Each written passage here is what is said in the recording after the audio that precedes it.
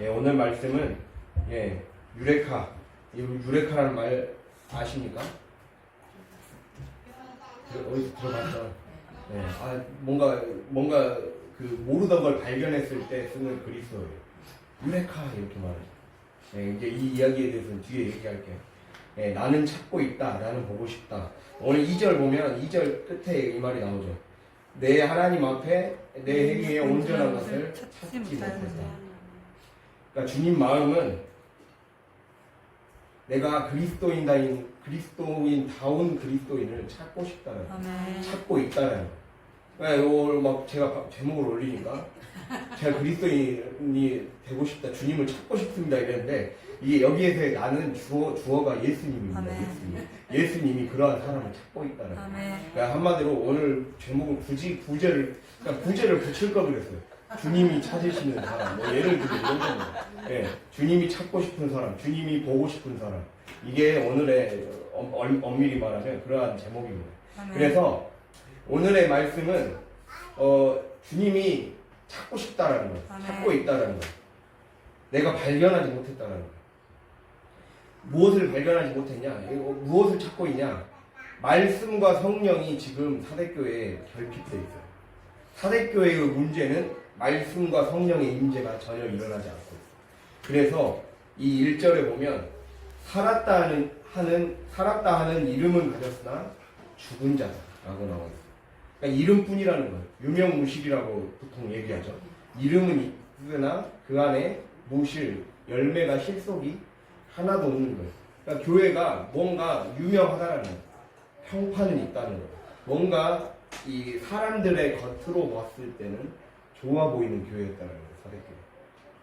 여러분 생각해보세요. 사대교회 이전에 우리가 계속 두아디라, 버가모, 에베소, 즉 서머나 교회를 제외한 다른 교회들은 전부 다 이단이나 어떠한 그거에서 벗어났거나 에베소 같이 옛 첫사랑에서 벗어났거나 이단의 문제를 가지고 있거나 다 그런 것에 걸려 있어요. 그런데 사대교회는 겉으로 봤을 때는 아무런 문제가 없었어요. 외부적인 문제가 하나도 없었어요. 그런데 안에서부터 전혀 성령과 말씀이 충만하게 일어나지 않고 있는 것이 사대교회의 문제였다는 겁니다. 그러한 것을 이 전제로 깔고 오늘 말씀을 드려야 됩니다. 그래서 오늘 말씀, 제가 이 제목 유레카라고 했죠. 내가 발견했다는 뜻이에요. 내가 발견했다, 내가 찾았다, 또는 내가 알아냈다는 뜻이에요. 그래서 이러한 뜻을 갖는데 굉장히 유명한 표현입니다. 이 유레카와 관련된 유명한 일화가 있는데 이거는 마지막 결론 때 말씀을 드리겠습니다. 오늘 말씀에 그래서 내 하나님 앞에 내 행위에 온전한 것을 찾지 못하였다고 2절 끝에 나와 있죠. 다시 말해서 지금 예수님께서 사대교회를 향해 또 오늘날 이 사대교회 또는 이 사대교회와 같은 영적 상태를 가지고 있는, 즉 내 안에 말씀의 역사하심이 없고 뭔가 예배는 드리고 있는데 성령의 임재를 못 느끼고 성장이 없고 믿음에 아무런 전진이 없는 상태, 그러한 사람을 향해 주님이 사실 찾고 있다는 거예요. 왜 찾느냐? 그러한 상태는 사실 껍데기일 뿐이다. 껍데기 신앙일 뿐이라는 거죠. 죽은 신앙이라는 거죠. 죽은 믿음이나 다름없다라는 거죠. 아무런 성령의 역사심과 임재가 일어나지 않는 예배와 그리고 삶은 의미가 없다라고 오늘 말씀이 진단을 내리고 있다라는 겁니다. 그래서 예수님이 지금 사대교회를 향해 나는 찾아내지 못했다. 성령의 충만함으로 성령의 사람을 찾아내지 못했다. 믿음의 사람을 찾아내지 못했다.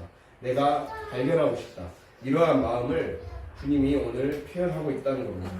구체적으로 무엇을 찾아내지 못했다고 오늘 말씀에 정확히 얘기하고 있습니까? 내 행위에 온전한 것을 찾지 못했다는 거예요.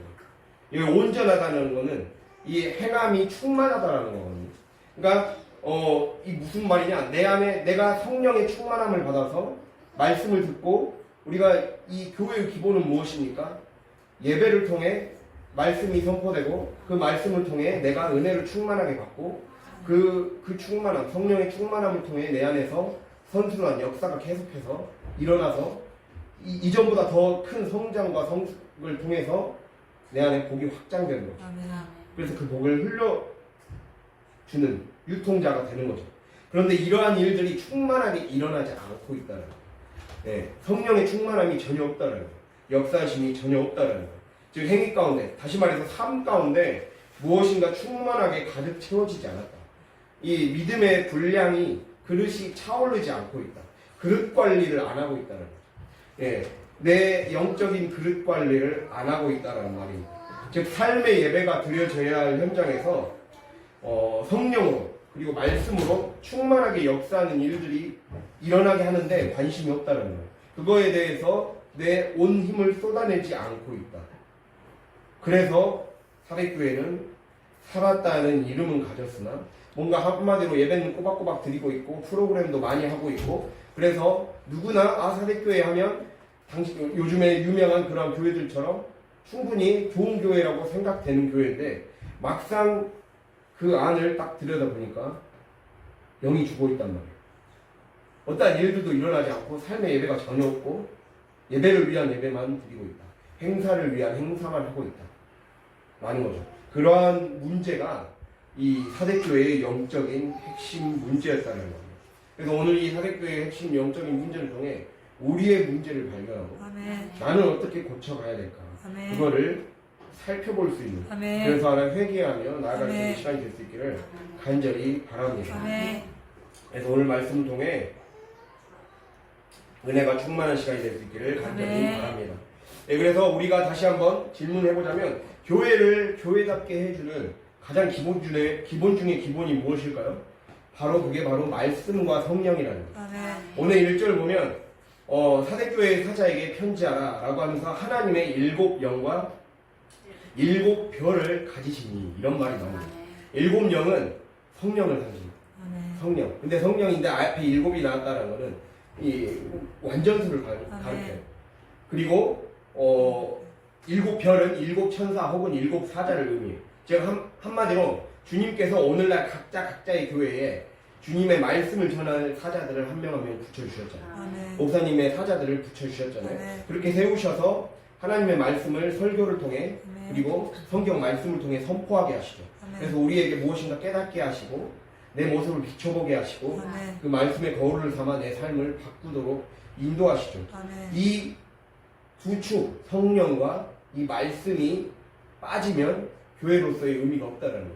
그냥 이것 없이 왔다 갔다 하는 신앙생활, 이것으로 내 삶이 무엇인가 실제적인 변화가 일어나지 않으면 사실 제대로 된 신앙생활이라고 볼 수 없다고 오늘 1절의 말씀이 이야기하고 있어요. 여러분이 이제 그 요한계시록 2장 3장은 이 7교회에게 주시는 말씀이죠. 근데 7교회에 주신 말씀에서 항상 공통점이 첫 절은 이 예수님이 어떠한 모습으로 나타나는가, 그걸 얘기하고 있어요. 우리가 지난 시간에 두아디라 교회를 배웠을 때는 그 예수님의 모습이 그 눈이 불꽃 같고 빛난 주석 같다고 했어요. 발이. 그러니까 이러한 모습은 무엇을 상징하냐? 이 각 교회의 첫 절에 나온 것은 그 교회의 영적 상태가 그렇다는 말을 하고 있습니다. 즉 그것이 결여되어 있다는 거예요. 성령과 말씀이 결여된 교회가 사대교회였다는 거예요. 그거를 이야기하는 겁니다. 그래서 이 성령과 말씀이 결여되어 있기 때문에, 결핍되어 있기 때문에 이것을 살려내야 된다. 아멘. 왜 이들이 성령과 말씀이 결핍될 수밖에 없었나? 이러한 것들을 우리가 살펴보면서 나의 모습에 비춰보아야 하겠죠. 아멘. 그래서 우리가 교회의 기본 중의 기본은 바로 성령과 말씀입니다. 아멘. 근데 이 성령과 말씀이 심각하게 결핍되고 부족한 교회가 사대교회였다는 사실입니다. 네, 이 말은 풀이해보면 다음과 같아요. 우리가 말씀이 강력하게 역사하는 교회의 특징이 무엇일까요? 여러분, 또는 말씀이 강력하게 역사하는 성도의 특징이 무엇일까요? 여러분, 그것은 세 가지로 생각해 볼 수 있거든요. 그거는 먼저는 하나님의 말씀은 이 세 가지의 통로를 통해 반드시 저와 여러분에게 계시됩니다. 아멘. 어떤 통로를 통해 되느냐? 성경을 통해 성경을 읽고 깨닫고 묵상하면서 깨닫는 과정을 통해 내 안에서 스파크가 일고 내 안에서 변화가 있는 그 계시된 하나님의 말씀을 통해 변화가 일어납니다. 네, 그것이 첫 번째 계시의 통로입니다. 그리고 두 번째 계시의 통로는 설교를 통해 하나님의 말씀이 계시되기 시작합니다. 그리고 세 번째는 우리의 인생의 하루하루의 시간, 사건입니다. 나에게 주어진 일터, 사건, 시간 이 모든 걸 통틀어서 인생을 통해서 주님은 말씀을 계시한다는 거예요. 즉 성경과 설교와 인생 모든 사건과 시간들을 통해서 주님은 계속해서 끊임없이 말씀하고 있어요. 내가 들을 줄 모르는 거죠. 내가 성령과 말씀으로 늘 충만하지 못하니까 내 안에서 들리지 않고 역사가 일어나지 않는다라는 사실이에요. 그래서 성령과 말씀의 역사가 일어나지 않는 교회, 성도의 모습은 한마디로 실질적으로 내가 아무리 교회를 다니고 있다고 해도 그 사람은 그냥 영적으로 불신앙인 거예요. 영적으로 믿지 않고 살고 있는 거예요. 내가 성령을 의지해서 말씀을 의지해서 그 말씀으로 나를 삶에서 변화시키려는 어떠한 조그만한 그리고 하나님의 말씀 조금이라도 듣고 살려는 그러한 움직임이 없다. 그 사람은 사실상 나는 신이 없다고 생각하며 사는 사람이라는 거죠. 불신앙의 사람이라는 거죠. 한마디로 나는 은혜가 지배하는 믿음이 지배하는 하나님 나라의 삶을 받아들이지 않겠다. 즉 교회는 교회대로 다니고 삶은 내 삶대로 내 삶 방식대로 살겠다. 이렇게 말하는 거나 다름없다라는 거죠. 지금 사대교회가 그런 모습을 보여줬고 어느 날 많은 성도들의 모습 가운데 예배당만 왔다 갔다 하는 사람들의 대부분의 모습은 사실 하나님의 우리가 말씀의 잣대에 그리고 말씀의 거울에 정직하게 딱 돌아보면 그거는 불신앙이라는 거예요. 그건 하나님 안 믿는다라는 거죠. 믿지 않고 그냥 교회만 다니는 거다. 지금 이 진단을 우리에게 영적 진단을 내려주고 있다라는 겁니다.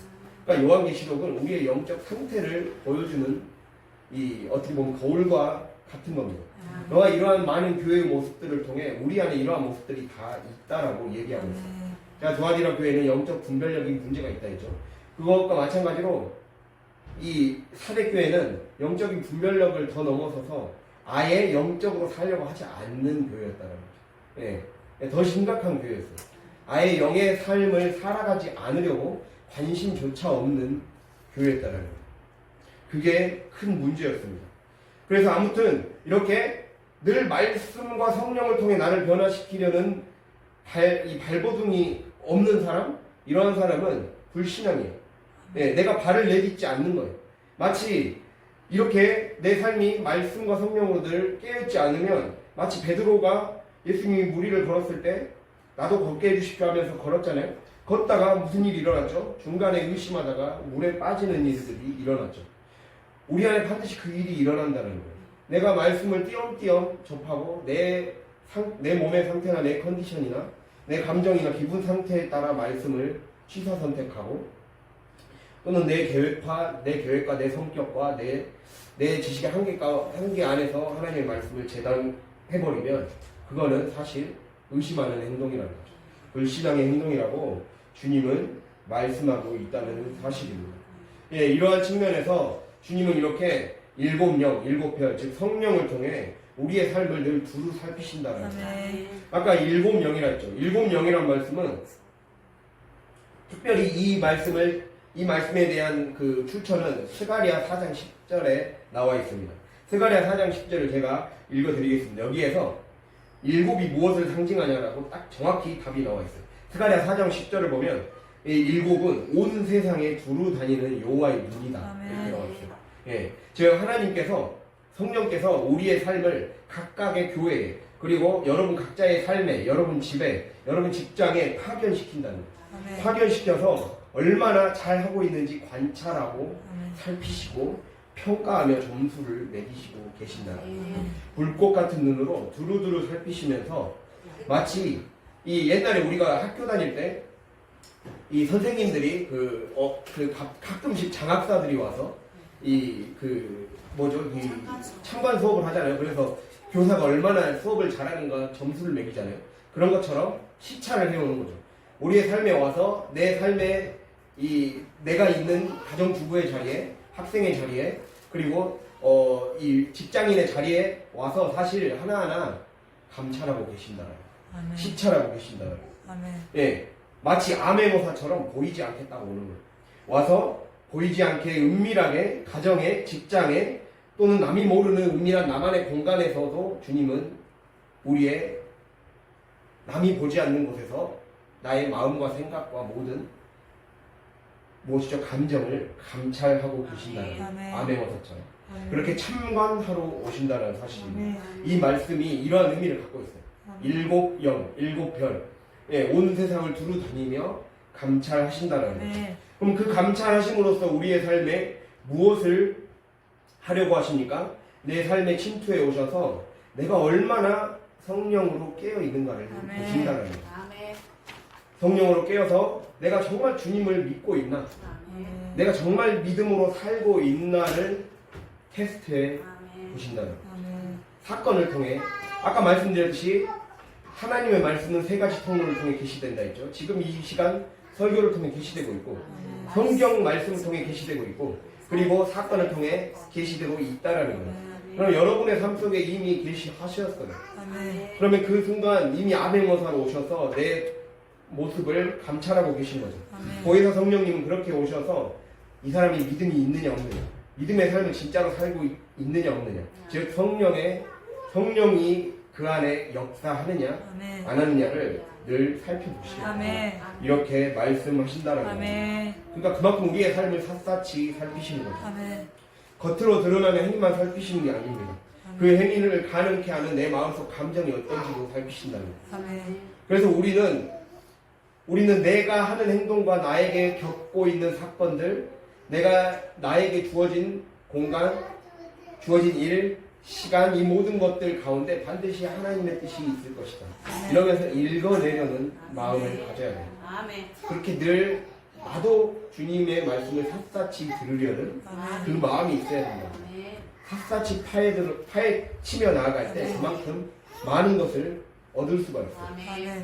여러분 정말 말씀은 샅샅이 파헤치고 들어야 됩니다. 마치 논문을 쓰는 사람이 이 각주 하나하나에도 신경 쓰고 글자 하나하나에도 신경 쓰듯이 굉장히 하나님은 디테일하게 내가 더 신경을 더 많이 쓰면 많이 쓸수록 하나님은 더 크게 역사하십니다. 그 사람에게 더 많은 것들을 선물로 주실 준비가 되어 있는 거예요.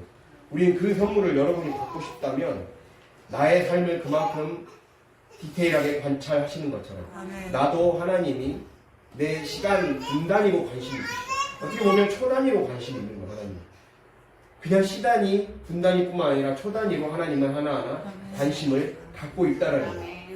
그러니까 이것이 바로 믿음 있는 자의 모습입니다. 삶에 별거 아니어 보이는 사소한 것까지도 주님은 말씀을 이어가기 원하시고 그것을 근거로 복주기를 원하시는 게 주님의 뜻이에요. 그리고 이걸 바탕으로 평가 점수를 내리고 싶다라는 거예요. 그걸 바탕으로 믿음이 얼마나 있냐를 보시는 거예요. 그럼 그럼 우리가 성경 말씀 하나만 찾아볼까요? 요한복음 3장입니다. 요한복음 3장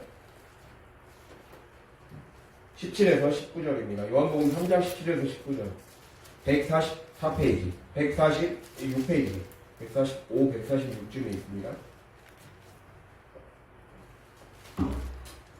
요한복음 3장 17절에서 19절 말씀입니다.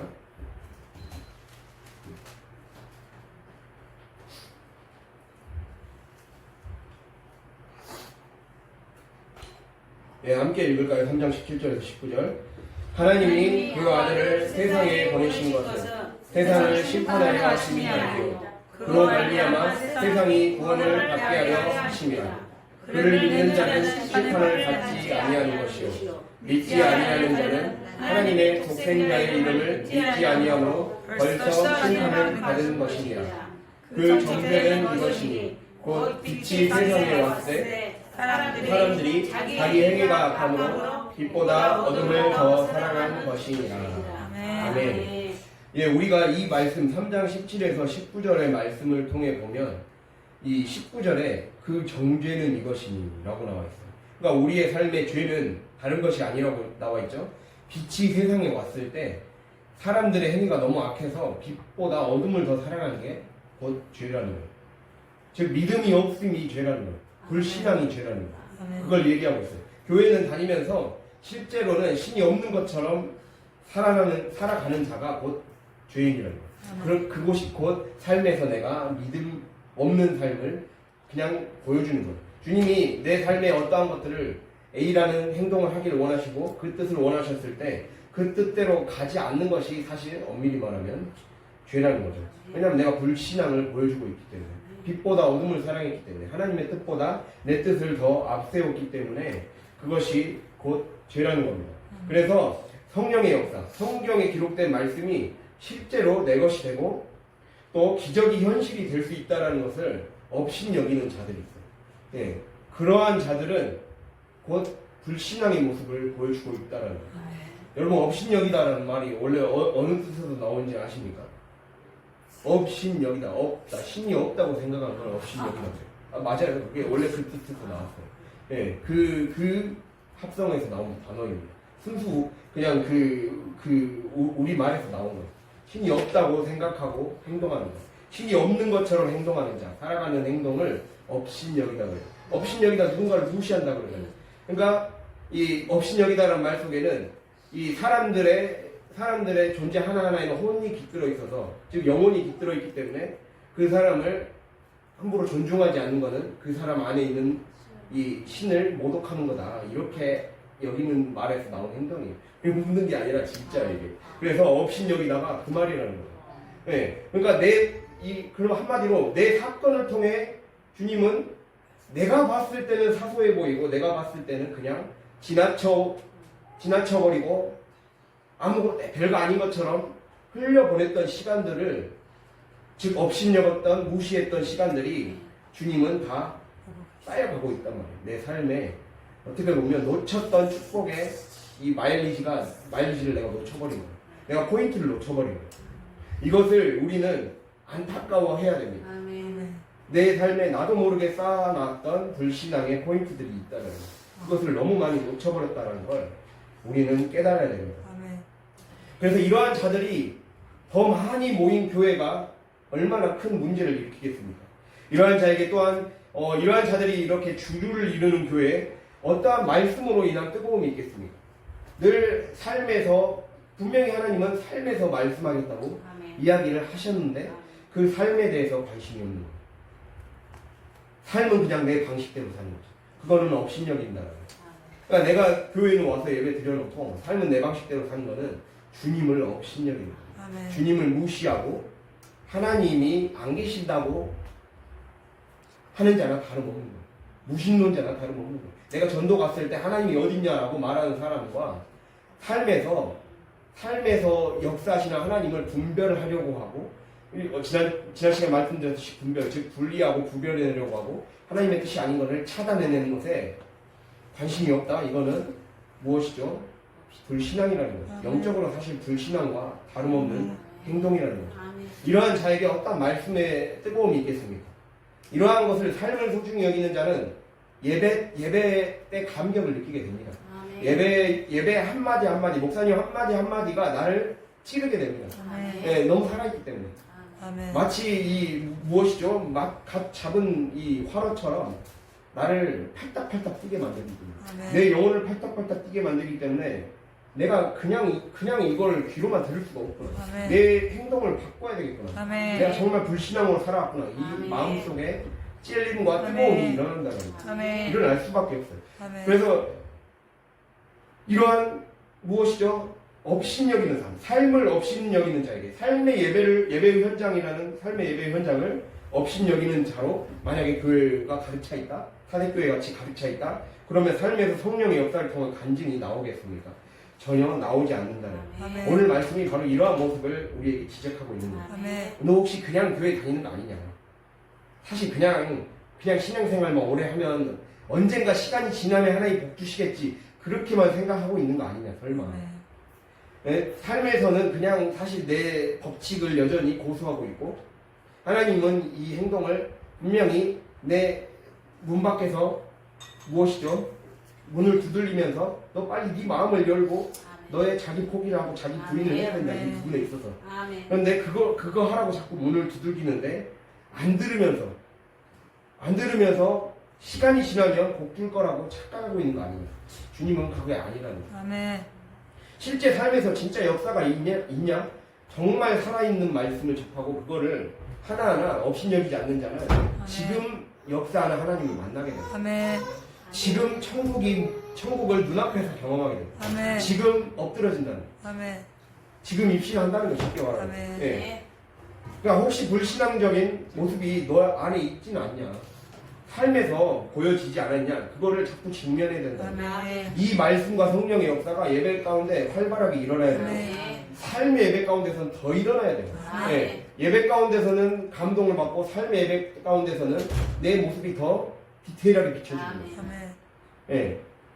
제가 논문을 하면서 느꼈어요. 이 오타 하나하나, 각주 하나하나, 글씨 하나, 문장 하나, 논리 하나하나를 다 전부 다 따지더라고요.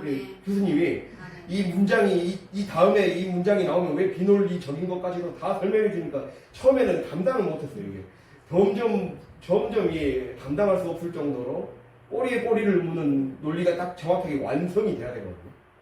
그거를 딱 얘기를 해주는데 이거를 훈련 받고 나니까 이 교수님한테 그 같이 배웠던 이 선배가 있었어요. 그 선배를 언제 만난 적이 있는 선배 목사님을 만난 적이 있는데 그 목사님한테 그 교수님한테 받고 나서 자기는 교회 사역이 진짜 이전에는 설렁설렁 봤던 것이 이 성도들의 모습 하나하나 영적인 게 너무 디테일하게 보이더라고요.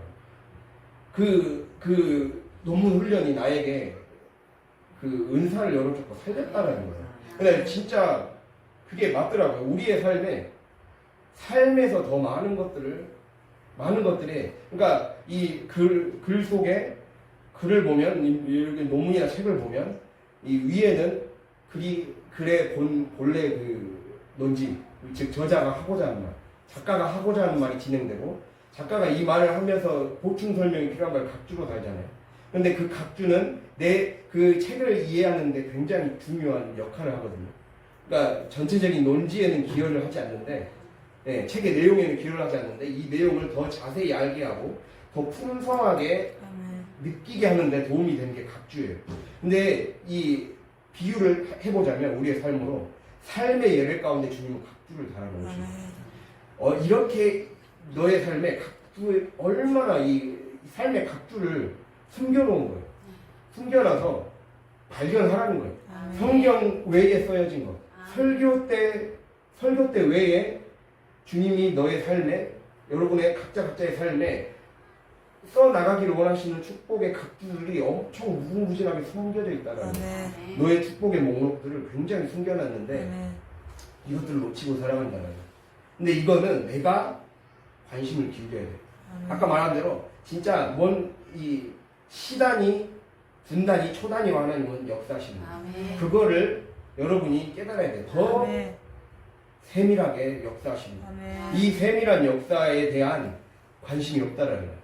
그것이 사대교회의 문제였고 오늘날 그리스도인들이 그냥 이 정도면 됐다라고 생각하는 안일한 마음, 무사안일주의, 영적인 무사안일주의가 너무 팽배해 있다라는 거예요. 나를 고치고자 하는 마음, 진짜 삶의 예배가 오히려 더 여러분을 풍성하게 가꿔줍니다. 예배는 원칙밖에 얘기해 줄 수 없어요. 어느 정도는 적용해 줄 수 있고 이러한 원리는 얘기해 줄 수 있지만 내 삶의 구체적인 말씀은 여러분이 기도로 여러분이 삶에서 한번 살아내 봄으로 그리고 내가 무심코 이전에는 지나갔지만 그 무심코 지나갔던 삶에 한 발짝 딱 뒤로 서서 보는 거예요.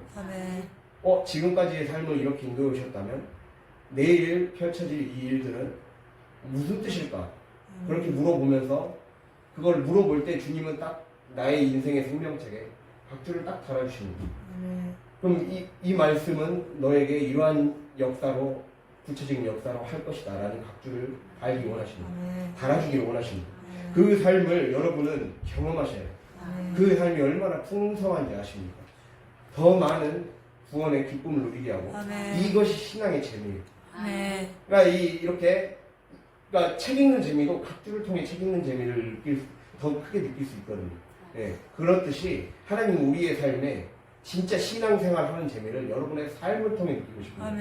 내가 예배를 통해 은혜 받고 뭔가 재밌는 예배를 경험하는 것만이 다가 아니에요. 그거보다 더 재밌고 그거보다 더 풍성한 하나님의 축복의 각주를 달아주고 싶으시다는 겁니다. 이것을 꼭 깨달을 수 있기를 바랍니다. 그래서 이 말씀을 좀 더 우리가 더 심층 적용해 보자면, 그럼 왜 우리 안에 말씀과 성령의 역사가 활발하게 일어나지 않는가? 왜 결핍과 부족함을 늘 경험하게 되는가? 왜 실제적인 불신앙, 성령의 역사가 자꾸 내 안에 마치 무신론자처럼 살아가고 있는가? 왜 영적인 분위기, 왜 내 가정의 영적인 영을 죽이는 이 분위기, 이 사회의 영을 죽이는 분위기에 영적 기후가 영적 공기가 내 안에 들어오는 걸 차단해내지 못하며 살고 있는 것. 그것은 바로 끊임없이 나를 계시된 말씀으로 가지치기를 하지 않기 때문입니다. 네. 말씀을 자주 듣고 기도하다 보면 어느 정도 분별은 되게 되어 있습니다. 이러한 뜻이겠지. 근데 가지치기를 자꾸 하는 내가 행동을 해봐야, 차단시키는 행동을 해봐야 그게 자세히 보여요. 네, 그냥 이거겠지라고 우리는 분별까지만 되는. 그러니까 제가 자꾸 그랬잖아요. 분리와 구별이 이 분별의 첫 단계가 있죠. 근데 여기에서 차단을 해내는 시간들이 있어야 돼요. 즉 자기를 가지치기하는 시간들이 반드시 있어야 된다는 거예요. 이 가지치기가 없으면 내 안에 나도 모르게 불신앙의 기운이 어느 사건을 통해 스멀스멀 다시 또 뱀처럼 기어들어와서 내 밭을 망치고 마치 포도원을 허무는 작은 여우처럼 내 삶을 또 망치려고 달려든다라는 거예요. 반드시 그렇게 달려듭니다. 사소한 사건을 통해, 사소한 환란을 통해 또 그것을 차단해내지 못함으로 내 영을 죽이는 행동을 자꾸 한다라는 거죠. 그래서 우리가 성경 하나 또 찾아볼까요? 요한복음 15장. 요한복음 15장입니다.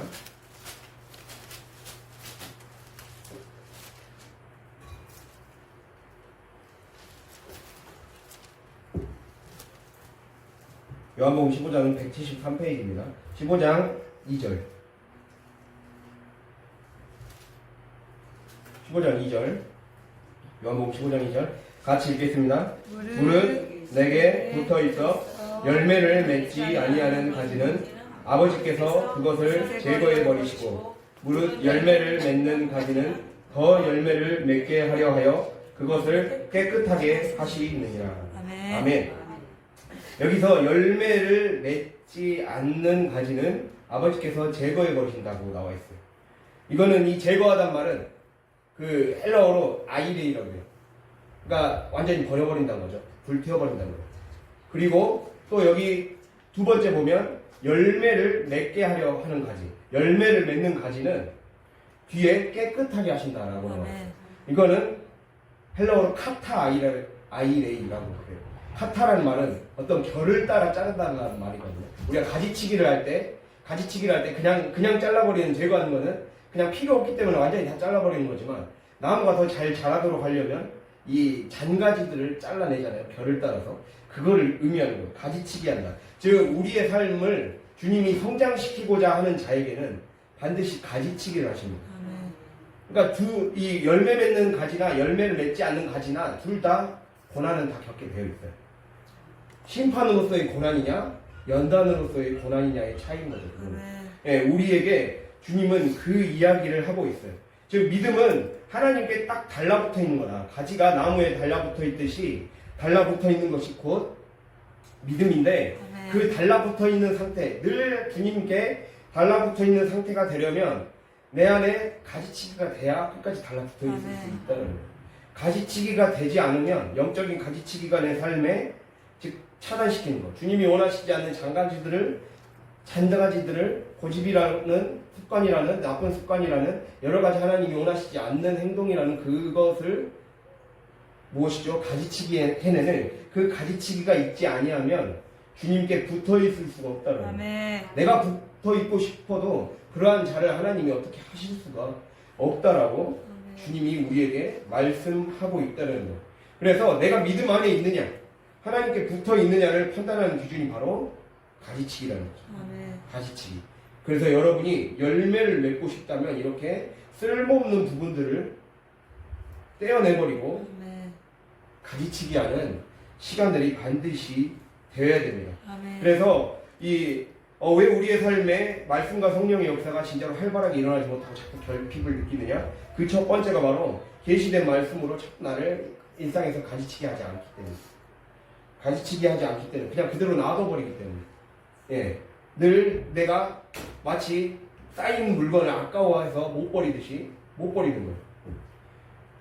자꾸 세상 것에 정붙이기 때문에 하나님이 원하시지 않는 것에 정붙이면서 내 정욕과 내 탐심을 놓지를 못하기 때문에 그러니까 내 나쁜 습관 가운데 내가 그러니까 여러분의 삶의 각자에는 누구에게는 게으름, 누구에게는 누군가에게는 교만, 누군가에는 분노 이러한 하나하나의 어떤 이 나쁜 습관들이 악습관들이 자리 잡고 있어요. 근데 그 악습관은 그 자체로 습관 자체가 죄인 것이 아니라 그 습관이 무엇이죠? 하나님이 기뻐하지 않는 어떤 사건과 어떤 이 계기를 만나면 그것이 많은 사람들을 넘어지게 만드는 도구가 되잖아요.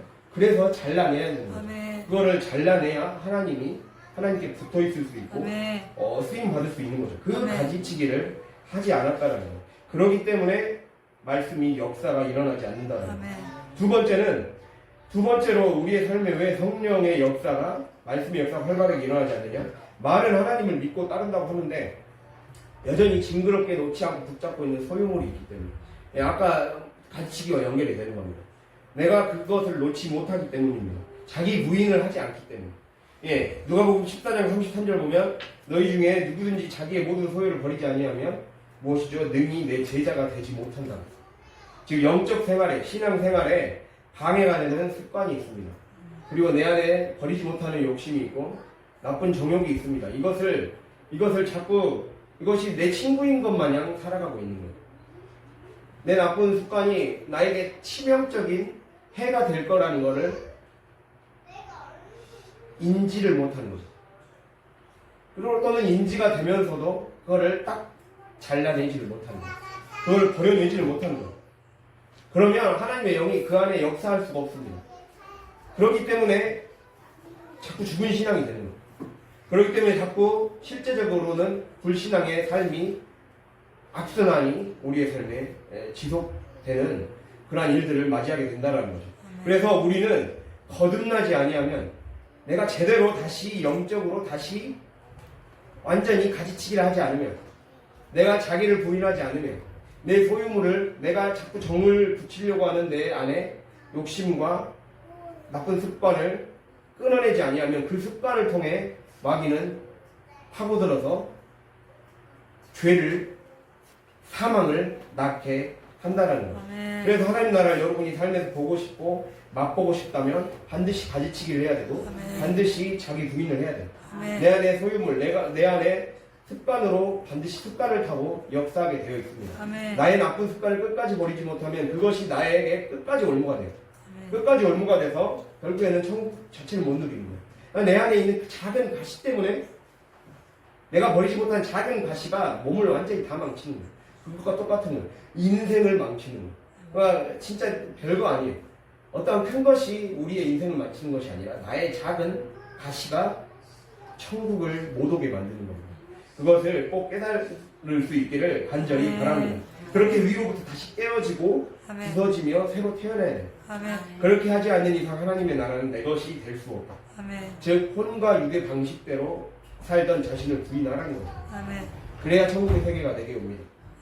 그런 것은 성령이 나의 이러한 모습을 깨부수도록 나의 주님께 내 맡기는 시간들이 자꾸 있어야 돼요. 가지치기를 자꾸 해야 돼요. 가지치기. 아까 말씀드렸듯이 이 가지치기라는 그러니까 하나님이 나에게 주시는 환란들은 가지치기의 시간들이에요. 너가 이전에 자꾸 이러한 반복되는 유형의 환란이 다가왔을 때 그동안에 잘하던 습관과 성향대로 반응했다면 이 성향을 넘어서라는 거예요. 그 너의 성향을 넘어서서 성향이 아니라 성령으로 역사할 수 있도록 바꾸라는 거예요. 내 성향이 자꾸 더 커지게 만들도록 놔두지 말라는 거예요. 성향을 키우면 내 성향과 내 충동을 그대로 방치시켜버리면 그것이 역사에서 악령이 파고들어서 내 삶의 밭을 쑥대밭으로 만든다는 거예요. 그런데 성령이 역사하게 우리 삶이 거듭 나야 한다는 겁니다. 예, 이것을 꼭 기억할 수 있기를 바랍니다. 예, 여러분 4세기에서 5세기에 그 지금의 이집트 땅, 이스라엘 팔레스타인 땅 또 시리아 땅 거기에서 주로 이런 지역은 그 건조한 그 중동 사막 기후의 나라이잖아요. 이때 영적인 대각성의 운동이 일어났던 적이 있어요. 원래 이제 4, 5세기 당시에 이 땅은 로마의 치하 아래에 있었어요. 근데 로마가 313년에 이제 313년과 396년 이후에 로마가 이제 정식적으로 기독교가 국교로 딱 인정되면서 더 이상은 박해를 받지 않게 돼요. 기독교의 박해를 받지 않게 되니까 우리도 그렇듯이 마음이 편해지고 몸이 편해지면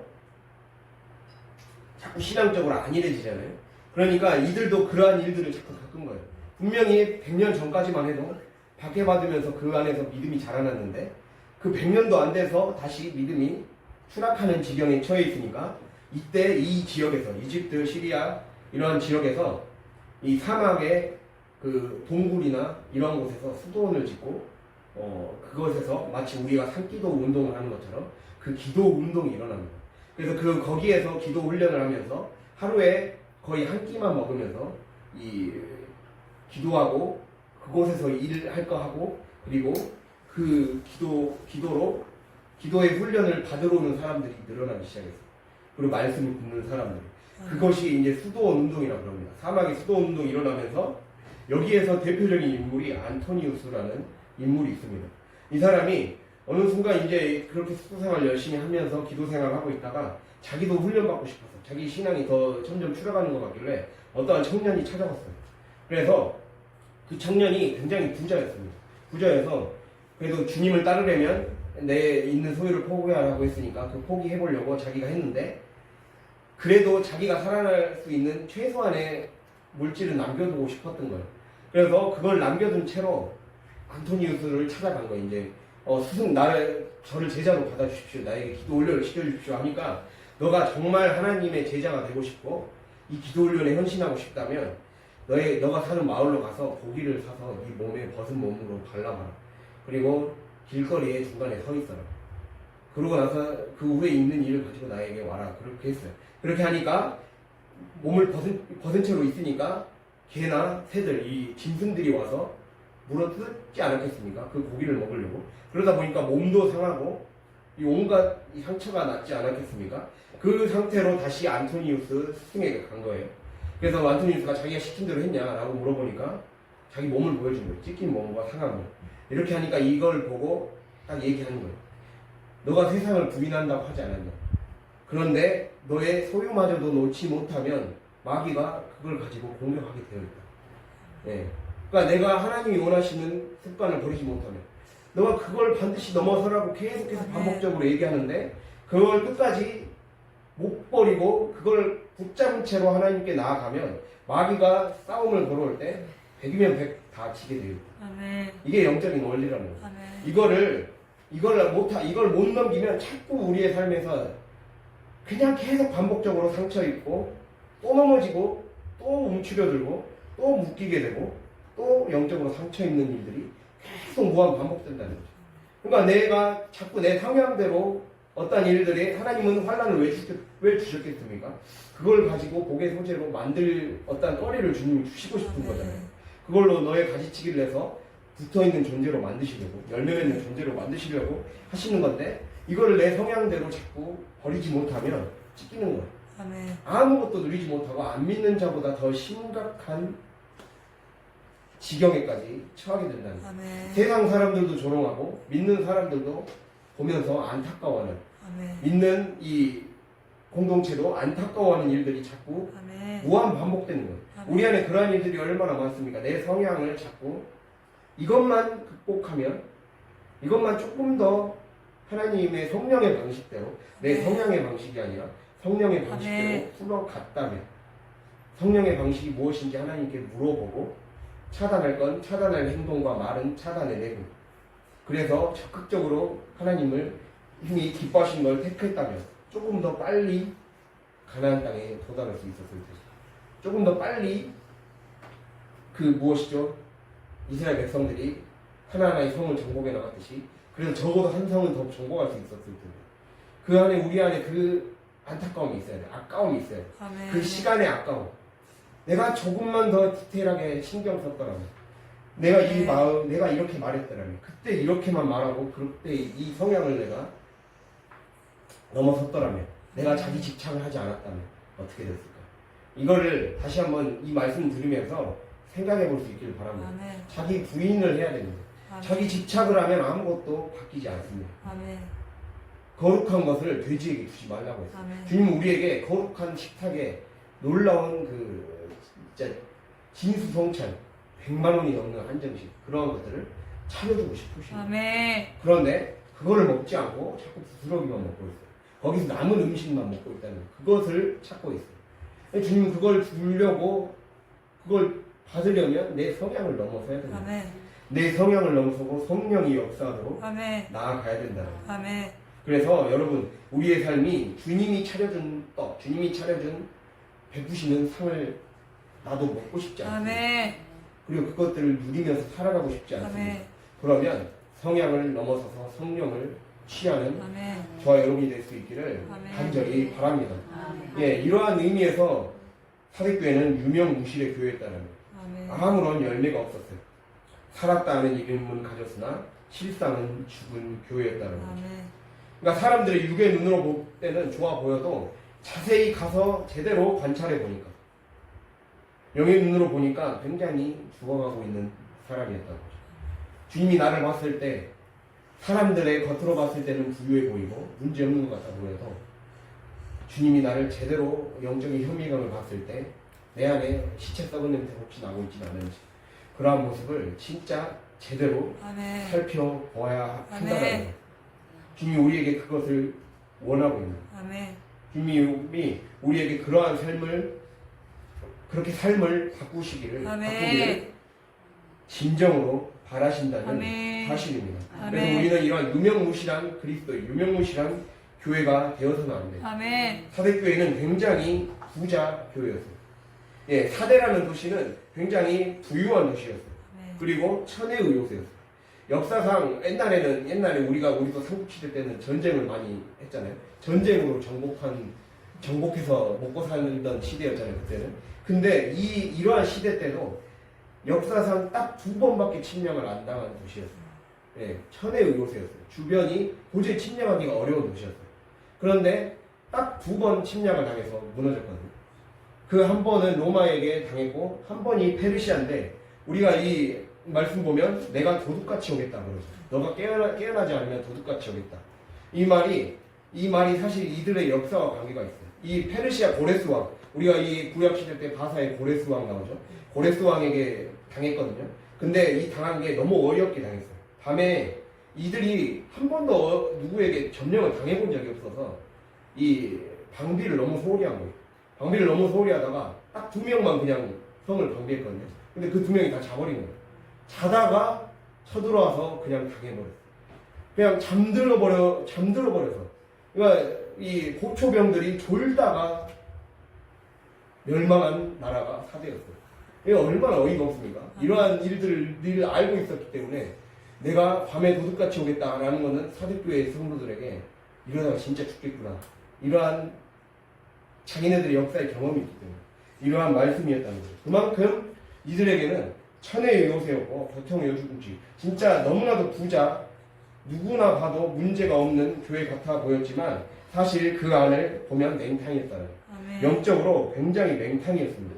아무 예배가 없는 거예요. 예배에 감격이 없는 거예요. 영적으로 견고하고 뭔가 열매를 맺을 만한 부분들이 예배 가운데 나타나지 않았고 삶의 행위 가운데 전혀 나타나지 않았다라는 거예요. 그러다 보니까 영적인 맹탕이 되고 이름만 살아있고 껍데기만 살아있는 육만 살아있고 실제적으로 영적인 어떤 성장이 하나도 이루어지지 않는 거죠. 내 성향을 버리지 못해서 내 정욕을 버리지 못해서 이생의 자랑과 육신의 정욕과 안목의 정욕을 버리지 못해서 결국에는 하나님이 경고를 날리시는 경고장을 날리시는 교회가 될 수밖에 없었다. 그러다가 도둑처럼 너희에게 찾아올 것이다. 이렇게 말씀했다는 거예요. 여러분, 그래서 이 말씀을 통해 우리는 또 2번째 적용을 해봐야 돼요. 영이 살아있는 교회, 영이 살아있는 성도는 어떠한 특성을 갖겠습니까? 늘 예배에서 성령의 임재, 아멘. 말씀에 회개하는 일들이 늘 일어나요. 아멘. 한마디로 예배에 사모함이 있다는 거죠. 아멘. 실제 교회 예배에서의 절실함과 간절함이 일단 있는 거예요. 아멘. 기본이에요. 늘 교회 예배가 기본입니다. 교회 예배에서 목사님의 말씀에 은혜를 받고 아멘. 거기에서 내 삶이 밝게 비춰지는 일들이 있어요. 아멘. 아멘. 그 말씀이 자꾸 아리송하게 들려지고 이해가 되지 않으면 주님이 열어달라고 해요. 이걸 통해서 내 삶이 계시되고 비춰지고 거울처럼 딱 명확하게 보여지게 해주십시오. 아멘. 하나님 깨닫게 해주십시오. 아멘. 내 삶에 도대체 무슨 문제가 있는지 나도 아멘. 인지하지 못했던 괜찮다고 생각했는데 이 정도면 괜찮다고 생각했던 문제까지도 다르게 볼 수 있는 아멘. 문제를 주십시오. 아멘. 그렇게 예배에 영적인 어떠한 부지런한 성장들과 사모함들이 일어난다. 아멘. 그러다 보니까 예배 시간에 졸지 않는 두 번째 일들이 발생합니다. 아멘. 이 조는 것이 생리적인 요인도 있을 수 있어요. 어떤 하루를 피곤하게 살다가 그럴 수도 있는데 사실 제가 저번 그 두아디라 교회를 통해 말씀드렸죠. 이 세상의 속에는 영적인 분위기가 있다. 이 영적인 분위기, 영적인 공기, 마치 보이지 않는 공기처럼 퍼져 있어요. 이 공기가 교회 내 침투에 들어오게 돼 있어요. 내가 방비하지 못하면 침투에 들어오게 돼 있어요. 아멘. 영향을 받게 돼 있어요. 아멘. 즉 세상과 가정과 직장의 영적 분위기, 영적 기후가 뿜어내는 어떤 공기가 있다라는 거예요. 이것이 마치 미세먼지를 마시는 것처럼 우리 호흡기로 나도 모르는 사이 보이지 않는 삶으로 들어왔어요. 지금 들어와서 자꾸만 이 삶의 예배에서 성공하지 못하도록 진짜 드리는 공식의 예배를 망쳐놓는 그 망쳐놓는 증상 중에 하나가 예배에서 자꾸 졸리지 않아야 될 타이밍에 졸리게 되는 거예요. 그게 어떻게 보면 내 안에 이것이 자꾸 반복되고 예배에 사모함이 없고 예배에서 뭔가 딱 스파크가 잘 일어나지 않는다. 그러면 이것이 자꾸 반복되다 보면 영적인 무기력이 찾아오는 거예요. 나태함이 빠져드는 거예요. 항상 삶 가운데서 사역 가운데서 더 큰 은혜를 맛보기 위한 영적인 도전이 없게 되는 거예요. 그러니까 우리가 이게 있어야 돼. 영이 살아나기 위한 기본 공식이 예배를 사모하는 마음이 있어야 되고 여기에서 늘 졸지 않고 말씀을 들어서 어떻게든 내 안에 거울로 비춰져야 돼요. 그래서 내 삶을 무기력하게 만들었던 삶의 것들이 끊어져야 돼요. 아멘. 그러면 우리의 삶이 내가 이제 집으로 가서 영적으로 퇴보하지 않는 거예요. 아멘. 늘 제가 옛날에 대학교 때 다녔던 교회에서 주내교회에서 3퇴를 얘기해서 3퇴. 예. 퇴근해서 텔레비전 보면 영적으로 퇴보하는 3퇴를 조심하라고. 예, 내가 말씀을 듣고 집에 가서 다시 예전의 방식대로 살아버리면 영적으로 퇴보하게 되어 있습니다. 아멘. 그러니까 내가 여기에서 다시 이 미세먼지로 오염되었던 내 호흡기를 다시 깨끗하게 주님이 아멘. 리프레시 해주셨잖아요. 아멘. 그러면 그곳에서 또 다시 미세먼지 들이마시는 일을 안 하도록 무단히 노력해야 돼요. 아멘. 그 말씀 들은 그 날에 아멘. 그 날에 가장 크게 역사한다는 걸 아멘. 꼭 깨달을 수 있기를 바랍니다. 아멘. 그래서 우리의 삶에 경건의 모양만 남아있고 경건의 능력이 거부되는 교회가 되면 안 된다. 아멘. 겉으로는 교회의 모양, 겉으로는 성도의 모양을 가질 수 있습니다. 겉으로는 뭔가 프로그램을 할 수 있습니다. 그런데 실제적으로 능력이 삶에서 나타나지 않는 삶을 주님은 경계하고 있다는 거예요. 아멘. 네, 이 세대의 사람들은 자꾸 경건의 모양은 뭔가 예배는 드리고 있고 프로그램을 하고 있는데 실제 내 삶에서 기적이 일어나고 은사가 나타나고 뭔가 성령의 역사가 나타나면 자꾸 쳐내잖아요. 그래서 그걸 교단의 잣대로 이단시하고 그러잖아요. 그런데 아니라는 거예요. 성령의 능력, 역사를 거부하지 말라는 거예요. 아멘. 주님이 성령 하나님이 내 삶 가운데서 능력을 드러내고 아멘. 내 삶 가운데서 쓰여지지 않는 성경의 각주를 생명체의 아멘. 각주를 써나가시는 것을 늘 열린 마음으로 받아들이고 아멘. 무엇이죠? 하나님 기뻐하시지 않는 나쁜 성향들은 차단해내고 아멘. 성령은 받아들이는 아멘. 그러한 삶이 늘 있어야 된다는 거예요. 아멘. 이러기 위해서 우리의 삶에 자기 부인과 가지치기 아멘. 예, 그리고 무엇이죠? 예배를 통한 거울 비춰보기가 늘 아멘. 생활화 되어야 한다는 사실입니다. 예, 이 경건의 능력, 이 능력이 우리의 삶에 나타나야 됩니다. 아멘. 이 로마서 1장 16절 보면 내가 복음을 부끄러워하지 않는다라고 나와 있어요. 아멘. 내가 부끄러워하지 않는 이유는 이 복음이 믿는 자에게 구원을 주시는 하나님의 아멘. 능력이기 때문에 아멘. 믿는 자에게 실제적으로 구원이 완성되어져 가고 아멘. 복이 실제적으로 내 것이 되어져 가는 걸 아멘. 능력으로 맛보게 되잖아요. 아멘. 여러분 능력이 무엇이라고 했습니까? 디나미스라 했죠. 디나미스는 다이너마이트라는 단어에서 나온 겁니다. 다이너마이트로 얼마나 이 터널도 만들어내고 철로도 만들어내고 저수지, 댐 같은 것도 만들어내지 않습니까? 이렇게 만들어내는 것처럼 우리가 하나님이 원하시는 삶을 위해 내 성향을 십자가에 못 박고 성령의 삶을 나에게 성령이 이끌어 가시는 삶을 주님의 손에 의탁하여 드리며 그분께 내 모든 능력을 맡기며 살아가면 주님이 메마른 땅과 같은 내 삶을 물이 흐르는 것으로 만들어 주겠다는 거예요. 도저히 뚫릴 것 같지 않았던 산과 같은 문제를 터널을 뚫어주겠다는 거예요. 그 창조적인 힘을 주겠다는 거예요. 그러한 삶. 세상은 일반 공식대로 운영되지만 그 공식을 넘어서는 하나님의 창조적인 공식으로 믿음의 공식대로 살게 해주겠다. 내가 그것을 내생 즉 죽어서만이 아니라 이 땅에서도 약속을 주겠다. 경건은 금생과 내생에 약속이 있다 그랬죠. 지금 이 땅에서도 그거 누릴 수 있다. 근데 자꾸 이 세상 사람들 이 세상의 영적 분위기에 다 감염되어 버려갖고 많은 그리스도인들이 이 세상의 분위기에 감염되어 버려서 영이 죽어버렸고 자꾸만 경건의 능력 내가 영적으로 살 때 얼마나 많이 누릴 수 있고 상상할 수 없는 축복을 누릴 수 있는지를 그 능력을 자꾸 어리석게 막고 있다.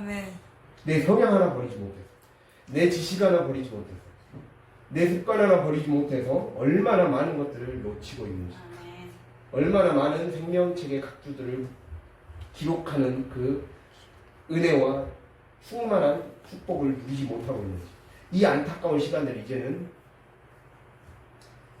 끊어내자. 그거를 주님이 바라신다는 거예요. 그런 의미에서 주님은 오늘 말씀을 통해 이야기를 하시는 거예요. 2절을 통해 3장 2절을 통해 뭐죠? 너는 일깨어 깨어나라는 거죠.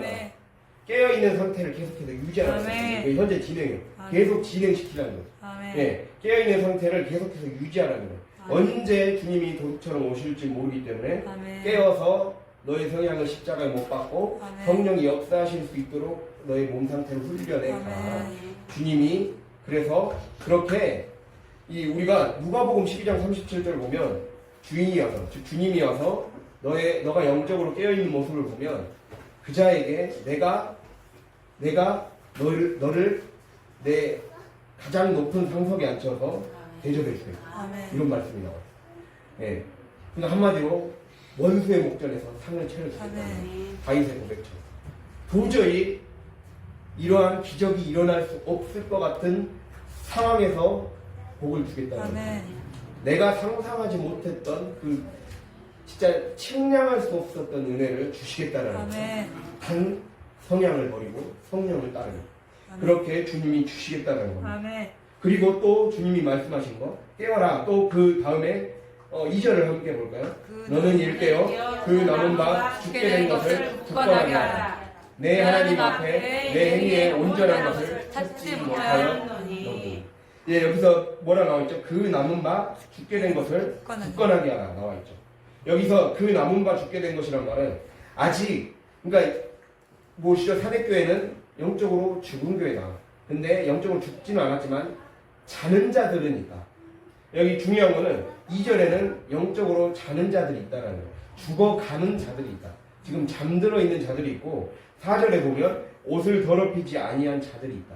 그러니까 이 대다수의 죽어버린 자들이 있고 아직 소수의 자고 있는 자들이 있고 극소수의 옷을 더럽히지 않는 깨어있는 자들이 있다라는 거예요. 그럼 이 깨어있는 자들이 앞장서서 교회의 대들보가 되어서 그나마 아직 자고 있는 자들을 깨어나게 해라. 이게 우리의 임무라는 거죠. 예. 자고 있는 자들. 이 세상은 영적으로 이미 시체들이에요. 영적 시체들이 이 주변을 활보하고 있는 거예요. 그러면 주님을 믿는다고는 하지만 자는 거나 다름없는 삶을 살아가는 자들에게 잘못하면 그들도 감염돼서 죽음의 위협에 처해 있는 자들을 살려주는 임무가 우리에게 있다라는 것을 지금 이야기를 하고 있어요. 영적으로 죽지는 않았지만 우리가 깨워 주어야 할 사람들이 있다. 아멘. 아직 남아있지만 졸고 있는 자들이 있다. 아멘. 그들을 깨워줘야 된다. 아멘. 그들의 영적 체력을 증진시켜줘야 된다. 아멘. 그리고 여러분도 만약에 영적으로 졸고 있었다면, 자고 있었다면 영적 무기력에서 벗어나야 된다. 아멘. 언제 주님이 도둑처럼 오실지 아멘. 모르겠다. 그러라는 거. 그렇게 굳건하게 서라는 거. 아멘. 버티라는 거. 아멘. 굳건하게 하라는 거는 지탱, 버티라는 거. 아멘. 하나님이 오실 때까지 버텨내라는 거. 아멘. 내 주님이 성령께서 내 안에서 역사에서 삶을 바꿔 나가실 때까지 아멘. 그 시간들을 한번 버텨보라는 거. 아멘. 그러면 인생의 중요한 시간 순간순간마다 딱 복을 하나하나씩 아멘. 안겨주시는 아멘. 그 축복들을 주시겠다고 주님이 아멘. 말씀하고 있습니다. 아멘. 이 세상을 영적으로 자꾸 죽이게 만드는 공기들이 지금 여러분 가정에 퍼져 있습니다. 이것을 잘 식별해내요. 이걸 잘 아멘. 식별해내서 차단해내야 됩니다. 아멘. 이 공기에 아직 믿지 않는 여러분의 자녀들과 믿음이 약한 형제 자매들, 새신자들은 지금 질식되어 가고 있거나 또는 졸고 있는 거예요. 그 졸고 있는 새신자들을 깨워줘야 돼요. 아멘. 그리고 또 전도하는 많은 죽어가는 자들을 살려주어야 돼요. 아멘. 그것이 우리에게 있다라는 거예요. 아멘. 이렇게 살아나려면 여러분의 삶이 자꾸 3절의 말씀처럼 내가 어떻게 받았으며 어떻게 들었는지 생각하고 지켜 회개하라. 생각하라, 지키라, 회개하라. 아멘. 다시 말하면 생각하라, 간직하라, 회개하라는 말이에요. 아멘. 하나님이 내 삶에 반드시 역사하셨던 것이 있다. 그래서 늘 성령의 불씨가 여러분의 예배를 통해 되살아나고 아멘. 삶의 예배를 통해 말씀을 아멘. 통해 되살아날 수 있도록 아멘. 늘 불씨를 지펴주는 아멘. 작업들을 하고 반드시 성령의 불씨를 삶의 예배 가운데 살려낼 수 있도록 아멘. 진짜 온갖 방법을 다 동원하는 거예요. 아멘. 내가 어떻게 해야 영적으로 살아날 수 있을까를 아멘. 내가 어떠한 성향이 약한가 그거를 잘 캐치해서 아멘. 그것에 맞게 행동하라는 거예요. 내가 어떤 사람은 예를 들면 내가 교회에서 먼 곳에서 살면 더 약해지더라. 그러면 이 한마디로 돈이 있으면 가까운 데 가서 목사님 가까운 데서 살아라. 아멘. 그럼 교회 가까운 데서 살아서라도 영을 살아나게 아멘. 만들어라. 예를 들면 내가 새벽 기도를 반드시 해야 살아나더라. 그러면 목숨 걸고 새벽 기도를 아멘.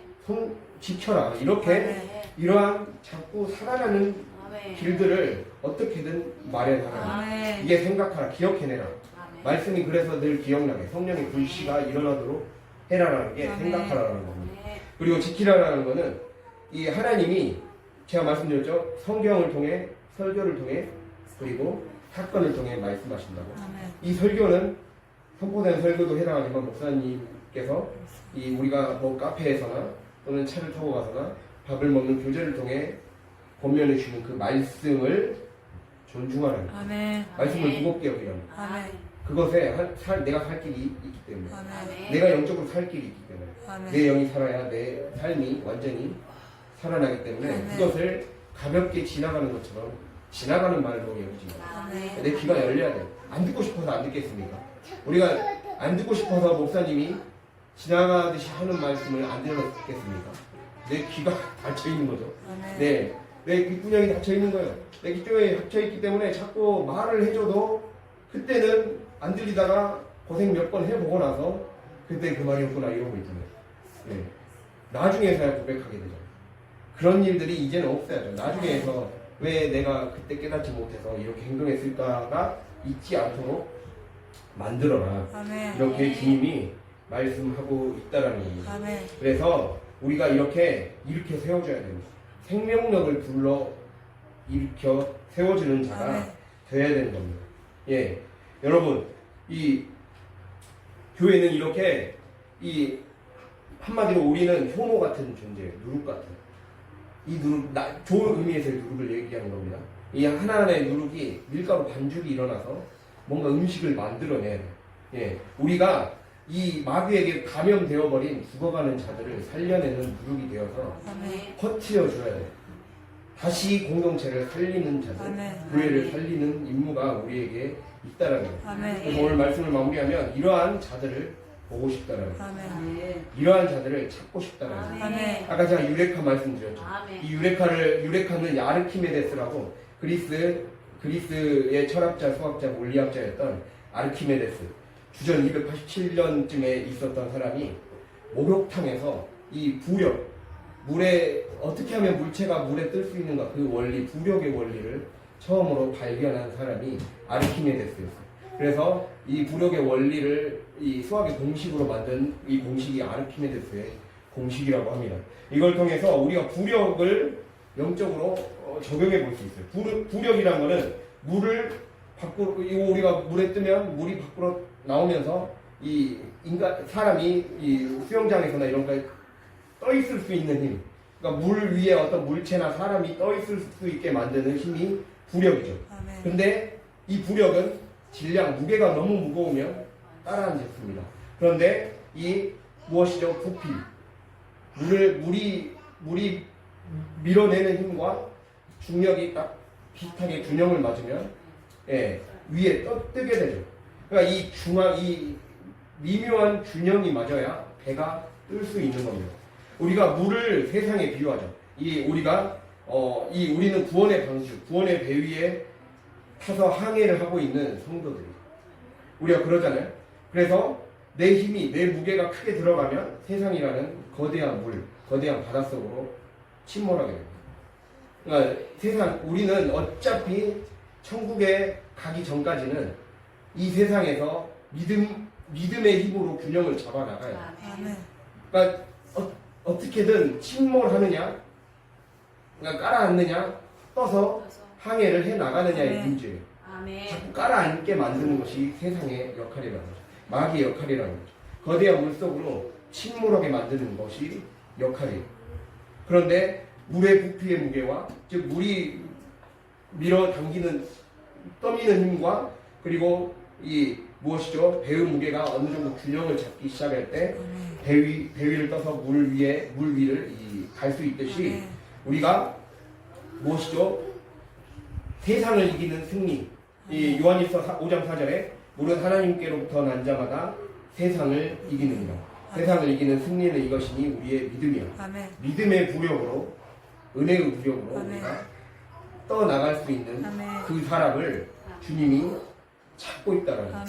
그러니까 우리가 세상을 사는 동안 모든 나를 침몰시키게 만들고 깔아앉게 만들려는 마귀를 이길 수 있는 승리의 비결, 내 영을 죽이고 우리 교회를, 나를, 내 가정을 쑥대밭 만들려는 사단의 공격으로 결코 휩쓸리거나 지거나 침몰되지 않을 수 있는 비결이 믿음이라는 거예요. 마귀는 군대 귀신들을 동원해서 어떻게든 나를 침몰시키려고 작정을 하고 있어요, 지금. 군대 귀신까지 동원해서 완전히 망치려는 거죠. 그러니까 마치 5.18 때 무엇이죠? 공수부대를 투입해서 광주 시민들을 이렇게 학살했듯이 우리의 삶을 이 군대 귀신들을 보내서 어떻게든 가라앉히게 만들려고 혈안이 되어 있는 거예요. 그래서 막 최루탄도 뿌리고 정신없게 만드는 거예요. 내 몸을 완전히 망치게 만드는 거예요. 그것을 이길 수 있는 힘이 바로 믿음이라는 걸 기억할 수 있기를 바랍니다. 아르키메데스가 이 부력의 원리를 발견하고 너무 기뻐서 목욕탕에서 벗은 몸으로 뛰쳐나와서 유레카라고 외치는 것이 이 유레카의 유래입니다. 그래서 이것이 굉장히 유명한 이야기, 자기가 몸을 홀딱 벗은지도 모르고 기뻐 외치며 유레카라고 외쳤다는 거예요. 그러니까 주님이 이러한 마음으로 우리를 찾고 있는 거예요. 믿음의 부력의 원리대로 나를 맡기며 성향이 아니라 성령의 방식대로 살아가는 자들을 지금 찾고 있다라는 거예요. 그걸 찾고 있고 좀 보고 싶다. 그런 자들이 너무 적다. 왜 성령의 방식대로? 교회는 다니는 사람들은 대한민국에 그렇게도 많은데 왜 성령의 방식대로 나를 맡기는, 은혜의 부력과 믿음의 부력대로 사는 사람들은 왜 이렇게 적냐? 왜 이렇게 영적으로 졸고 있고 자고 있는 자들이 많냐? 이거를 보면서 안타까워하신다는 거죠. 그거를 사례교회를 통해 우리에게 말씀하고 있는 거예요. 이제 깨어나라. 깨어있는 상태를 계속 유지하고 또 너가 누군가를 깨워주는 존재가 되라고 주님은 말씀하십니다.